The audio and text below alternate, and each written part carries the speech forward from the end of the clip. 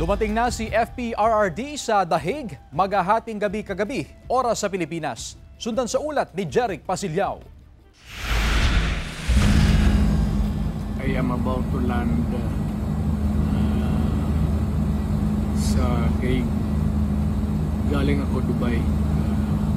Stopover for it's a long haul, it's a long flight. Nasa the Netherlands na ngayon si dating Pangulong Rodrigo Duterte. Makalipas ang halos 25 oras mula nang umalis sila sa Villamor Air Base sa Pasay gabi ng Martes para yan sa kanyang pagharap sa International Criminal Court na mag-iimbestiga at maglilitis sa kanya sa crime against humanity.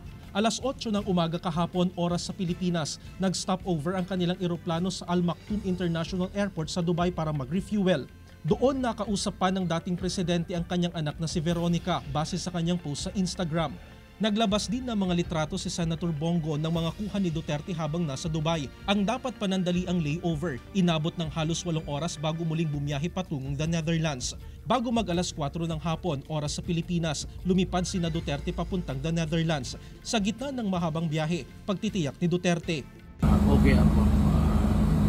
Do not worry. Habang nasa eroplano, muling iginiit ng dating Pangulo na siya ang mananagot sa mga nangyari noong kanyang administrasyon, partikular ang kaugnay sa war on drugs. So ito na nga,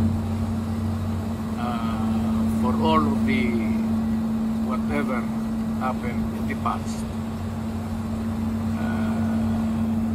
ako na yung